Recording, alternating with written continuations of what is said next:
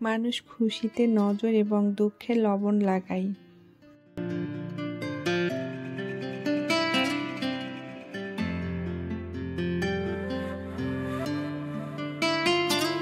Hello everyone, আসসালামু আলাইকুম। আমি সুরভি রাজশাহী থেকে বলছি। সুরভি জল চ্যানেলে আপনাদেরকে স্বাগতম। কাছে দূরে, দেশ এবং দেশের বাইরে যে যেখান থেকে আমার আজকের ভিডিওটি দেখছেন, আশা করি সকলেই সুস্থ আছেন, ভালো আছেন।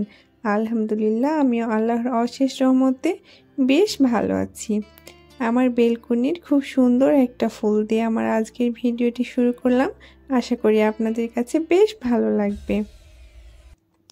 গত ফ্রাইডে আমি পিকনিক করেছিলাম আমাদের বিল্ডিংয়ে সবাই মিলে। তো বিল্ডিংয়ে সবাইকে খাওয়ানোর জন্য আমি একটা কেক বানিয়েছিলাম, আর এটাই হচ্ছে সেই কেক।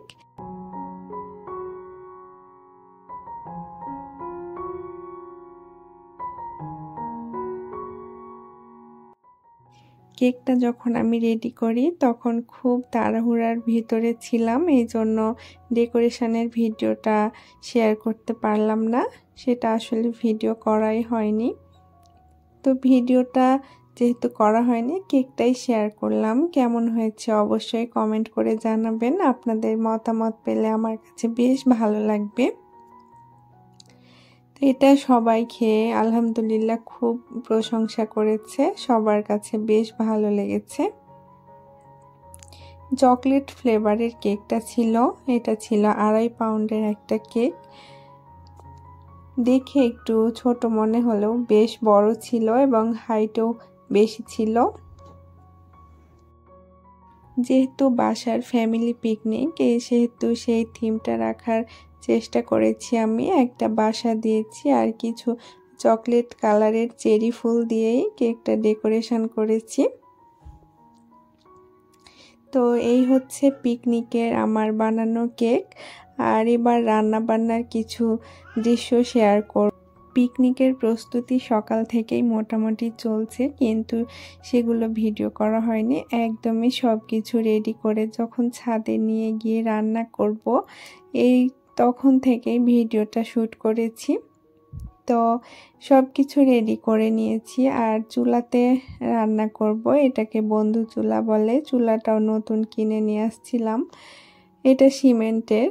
তো এই চুলাগুলো যারা কিনবেন, এগুলোতে রান্না করলে প্রথমেই মাটি দিয়ে একটু লেপে নেবেন, তাহলে খুব সুন্দর হবে। আর না হলে যে অনেক তাপ হবে আগুনের, তখন চুলাটা ফেটে যেতে পারে। আমাদের অবশ্য রান্না করার সময় কোনো সমস্যা হয়নি, কিন্তু চুলাটা রান্নার পর যখন ভিতরে নিয়ে আসছিলাম তখন গরমের জন্য একদম ফেটে গেছিল। কিন্তু সমস্যা হবে না, সেটাতেও খুব সুন্দর রান্না করা যাবে। একটু সিমেন্ট দিয়ে জোড়া লাগালেই হয়ে যাবে। তো আলহামদুলিল্লাহ পিকনিকটা ভালোভাবেই সম্পূর্ণ হয়েছিল। আর আমাদের পিকনিকের রেসিপি ছিল রাজহাঁসের মাংস, আলু ভাজি, আর আমি বাসাতেই ডাল রান্না করেছিলাম।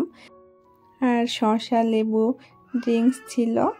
তো আর সাদা ভাত, হাঁসের মাংসর সাথে সাদা ভাতটাই খুব সুন্দর যায়। আর পিকনিকে তো এই রকম টাটকা মাংসর সাথে ভাতটাই খুব ভালো যায়, বাঙালিয়ানা যাকে বলে।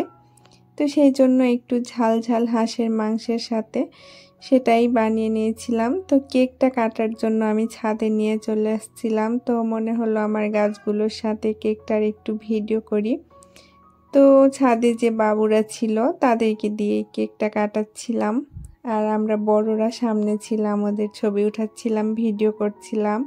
তো একটু বড় যারা ছিল তারাই কাটছিল, আর একদম যারা পিচ্চি পিচ্চি ছিল তারা তো যায় নাই কাটতে। যেমন আমার মেয়ে আমার কাছেই ছিল, আমার ছেলে ছিল, কাটছিল।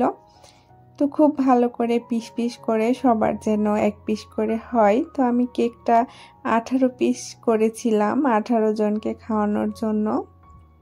তো রান্না বান্নাটা যখন কমপ্লিট হয়ে গেল, তখন এইভাবে আমরা ছাদে খাওয়ার জন্য বাটিতে বাটিতে উঠিয়ে নিয়েছিলাম। আর সেই দিন অনেক গরম ছিল, গরমের জন্য সবারই খুব অস্থির লাগছিল।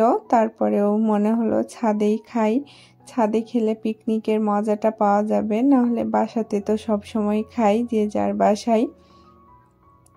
তো সব রান্না রেডি করে এভাবে আমরা একটু সার্ভ করে নিচ্ছিলাম। তো আলহামদুলিল্লাহ খুব মজা হয়েছিল।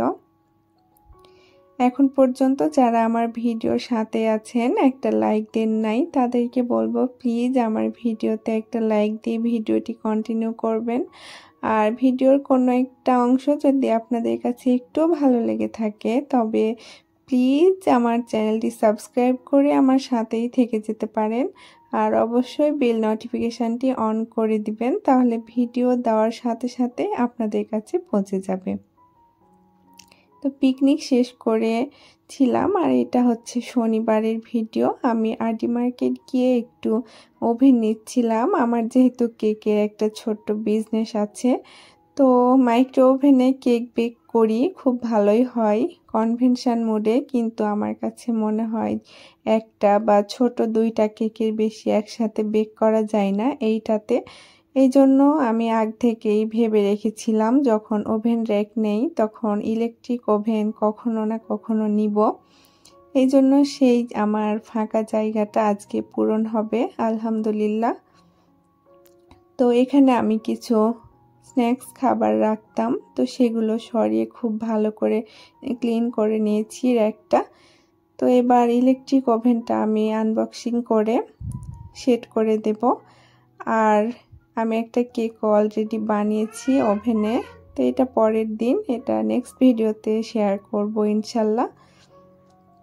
এটা কি ভিতরে কি আছে আনবক্সিং করে সেইটুকুই আজকের ভিডিওতে থাকবে।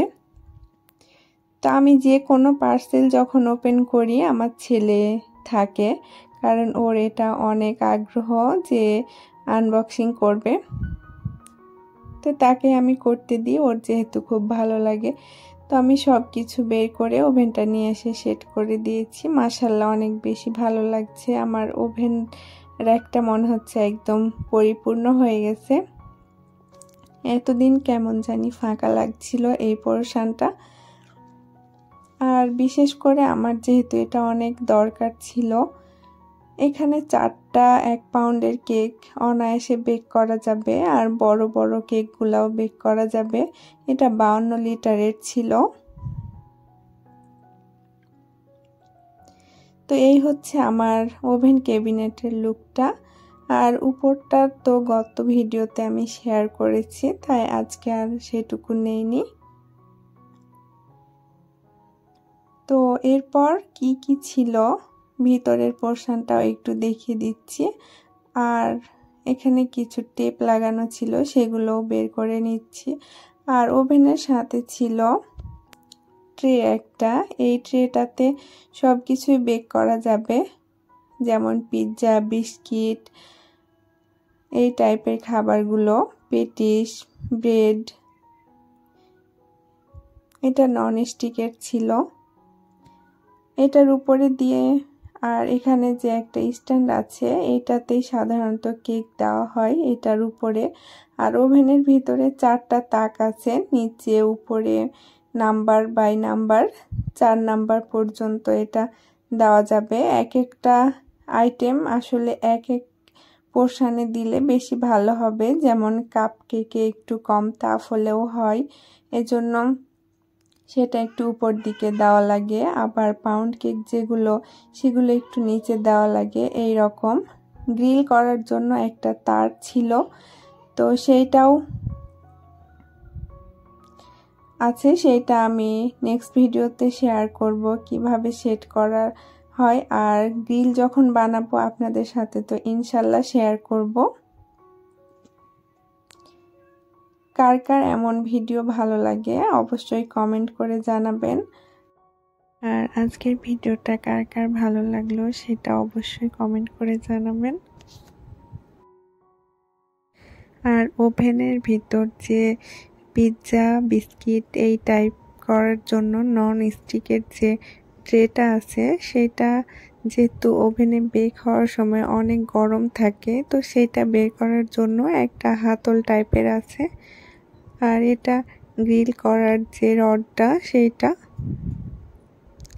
তো তো কথা বলতে বলতে ভিডিওর প্রায় শেষ পর্যায়ে চলে আসছি। ওভেনের এই ইনস্ট্রুমেন্টগুলো দেখাতে দেখাতে আমি আজকের ভিডিওটি শেষ করছি। সকলেই সুস্থ থাকবেন, ভালো থাকবেন। Thank you. আসসালামু আলাইকুম।